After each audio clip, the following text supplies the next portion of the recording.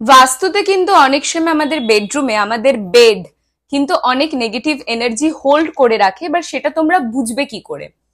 ধরো থেকে থেকে তোমাদের ঘুম ভাঙতে থাকলো, রাতে একটানা ডিপ স্লিপ হচ্ছে না, ঠিকভাবে ঘুমোতে পারছো না, ঠিক টাইমে ঘুম আসছে না, অনেক স্ট্রেস লাগছে, ভুলভাল স্বপ্ন দেখছো, বাজে স্বপ্ন, খারাপ স্বপ্ন, অথবা হাজবেন্ড ওয়াইফের মধ্যে রেগুলার ঝামেলা হচ্ছে, তোমাদের মেন্টাল বা ফিজিক্যাল কানেকশন ঠিক হচ্ছে না।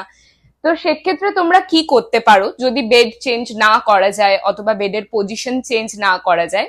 পূর্ণিমার দিন আমার হাতে কি আছে, কর্পূর। দেখো ছোট ছোট গোটা কর্পূর আছে, 5টা কর্পূর নেমে সন্ধেবেলা বেডের 5টা ম্যাট্রেসের নিচে প্রথমে 4টে কোণে একটা একটা একটা একটা কর্পূর রেখে দিলে, আর ম্যাট্রেসের নিচে একদম মাঝখানে আরেকটা কর্পূর লাগবে। প্রতি মাসে পূর্ণিমার দিন পুরনো কর্পূরগুলো বের করে এনে তোমরা জলে ফেলে দেবে, আবার 5টা কর্পূর ওখানে রেখে দেবে। এতে বেডের যে নেগেটিভ এনার্জি গুলো থাকে সেগুলো দূর হবে, মানসিক শান্তিও বজায় থাকবে, সব রকমের রিলেশনশিপ সেখানে ঠিক থাকবে, এবং তোমাদের যাদের ঘুমের প্রবলেম হয় বা নেগেটিভ এনার্জি যেগুলো তোমরা ক্যাচ করছিলে সেগুলো কিন্তু আস্তে আস্তে দূর হয়ে যাবে। তো ডেফিনেটলি এই রেমেডিটা তোমরা ফলো করে দেখো। আর কার কি নিয়ে তোমাদের রেমেডি লাগবে আমাকে জানাতে ভুলো না। ভালো থেকো।